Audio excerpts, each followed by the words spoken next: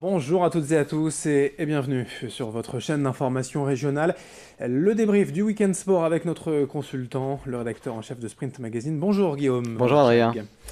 On va parler forcément du LOSC, d'une nouvelle désillusion malheureusement pour les Dogs ce week-end. On parlera également de Ligue 2, de National, de basket, de course à pied, de volley et de quelques infos en bref pour terminer. D'abord, je le disais, en Ligue 1, 2 points de perdus clairement pour le LOSC ce week-end. Ouais, là, on peut le dire, un match nul de partout face à Guingamp.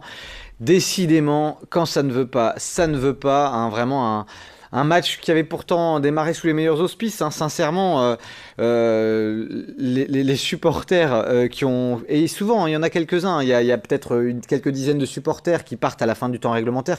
Quelques centaines de spectateurs aussi qui se disent « Bon, le LOSC mène 2-0, on est à la 90e, on va éviter les bouchons. » Parce qu'il y en a pour quitter le stade Pierre-Mauroy le samedi soir. Et quelle n'a pas dû être leur surprise d'apprendre que finalement Guingamp avait pu marquer 2 fois en l'espace de 3 minutes et que les 3 points se sont transformés en 1 point pour le LOSC. C'est dur, mais c'est qu'il y a un vrai souci, notamment au niveau du mental, au niveau de la gestion de match dans cette équipe, parce que franchement, la première demi-heure a fait plaisir à tout le monde. Malcuit dans son couloir était vraiment très bon, très percutant, et puis il y avait une vraie sérénité défensive derrière. On ne voyait pas comment ce match, durant la première période, pouvait échapper aux Lillois, même s'il manquait un petit peu de finition dans les 30 derniers mètres. On se disait que ça allait devoir payer. D'ailleurs, ça a payé, Pépé qui ouvre le score à la 56e.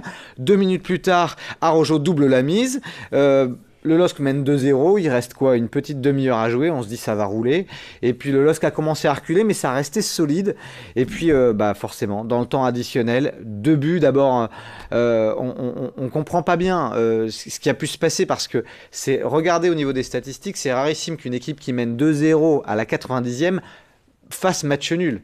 Donc il y a un vrai souci de confiance. Je pense que c'est une équipe qui est tellement friable. Elle pêche par jeunesse, mais c'est une équipe qui est incroyablement friable quand elle est devant. Et dès que d'ailleurs Antoine Comboiré l'a très bien dit, on savait très bien que face à ces jeunes joueurs, si on marquait un but, ils douteraient et qu'on pourrait ensuite les faire pencher la balance. Et c'est exactement ce qui s'est passé. Il y a eu un but à la 91e et là tout s'est effrité, et un deuxième but à la 93e. Malgré tout, bien... Tout n'est pas fini, avec 1 point de prix quand même, on le regrette, mais le LOSC a gagné une place au classement. Il est évident que ce week-end, la meilleure des nouvelles pour le LOSC, c'est la défaite de 3 face à Marseille. Et du coup, les Lillois sont à nouveau barragistes. Ils sont toujours, ils sont pas sauvés, mais ils sont barragistes, uniquement à la différence de but qui est en faveur des Lillois pour 1 but.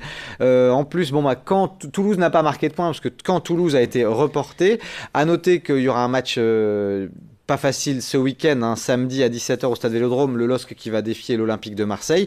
Mais sincèrement, Adrien, je pense qu'on peut le dire, le maintien se jouera certainement face à Dijon, qui jouera peut-être en roue libre, parce que les Dijonnais sont officiellement maintenus, ils ont 42 points. Et puis Metz qui a battu Rennes, attention aux Messins et au sursaut d'orgueil de la part des Messins. Ils ont battu Rennes et ils sont revenus du coup à 4 petits points de Lille.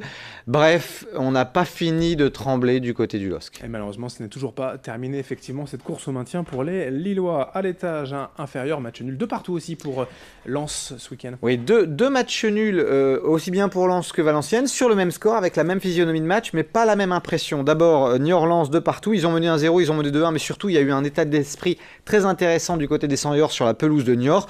On sentait qu'ils en voulaient, les Sangors sont désormais à 36 points, le maintien n'est plus très très loin.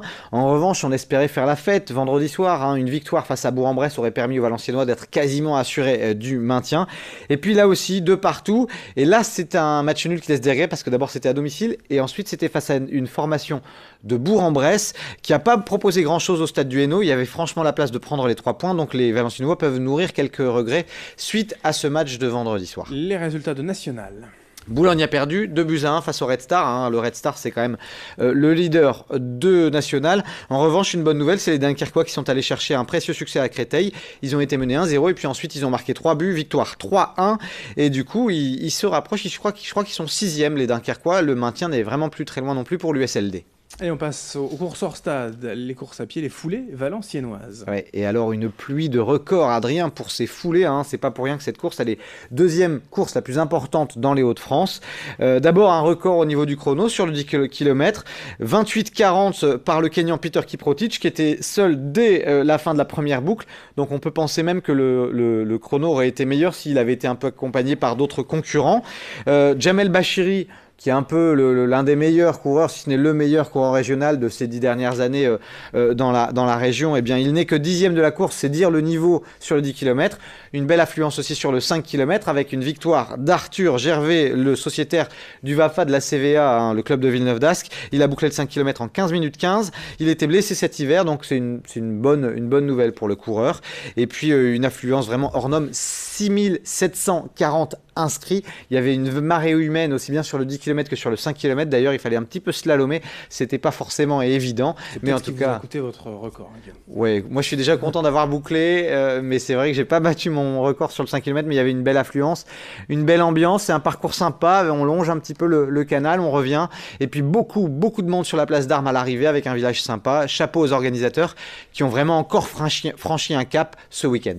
Allez, en volleyball, match d'appui, demain soir pour Tourcoing, qui a été battu à domicile. Ouais, un petit coup dur pour les volleyeurs tourquenois. Hein. Ils avaient fait le plus dur, on pensait, en allant gagner lors du match aller en quart de finale des playoffs de Liga face à Chaumont. Ils ont perdu ce week-end, défaite 25-17, 23-25, 25-23, 20-25, et puis ils sont tombés dans la dernière manche 8-15. Match d'appui, c'est en effet demain soir à Chaumont. À noter qu'en playoff de Ligue B, victoire de Cambrai 3-0 à Nancy. Cambrai est dans le dernier carré. On ouvre la page basket et d'abord en Pro A. Une troisième victoire de rang pour le BCM face à Chalon-Reims, 97-83. Donc la rencontre à demain face à Pau-Orthez sera déterminante en vue des playoffs. En revanche, le Portel a perdu sur le parquet de Levallois, 82-76. En Pro B. En Pro B, Lille a gagné au Havre 85-92. Denain est tombé lourdement à Caen 102-69. Là, clairement, la défense de Denain a pris l'eau. Et en Ligue féminine. Lyon a battu le SBVA 65-55. Les Villeneuvoises terminent donc troisième de la phase régulière. Saint-Amand a perdu face à de solides Nantaises 73-84. Allez, 30 secondes pour terminer les infos en bref. Alors du handball d'abord, avec les joueuses de Saint-Amand qui ont battu Celles-sur-Belle 21-19. La montée en D1 est plus que jamais envisageable. Elles sont troisième au classement, les Amandinoises. Du water-polo. Oui, Tourcoing s'est incliné logiquement contre Montpellier à domicile 16-9. Mais Tourcoing pense désormais à l'avenir. Du rugby. Les filles du Luc en rugby d'abord, il faut dire que Roubaix accède à la Fédérale 3 suite à une victoire sur l'Iris 18-13 en finale honneur. Les filles du Luc, c'est toujours du water-polo. Et les filles du Luc en water-polo sont allées s'imposer 13-4 à Saint-Jean d'Angély. Et puis on termine avec du tennis. Avec Yannick Reuter, qui est le numéro 26 français, qui a remporté l'Open de Saint-Amand. C'est le premier CNGT, c'est dans le cadre du circuit national des grands tournois français. Merci Guillaume pour toutes ces infos. Bonne semaine. On se retrouve vendredi pour un nouveau Week-end Sport. Bonne semaine à tous. Merci de nous avoir suivis. Dans un instant, la suite, vos prévisions.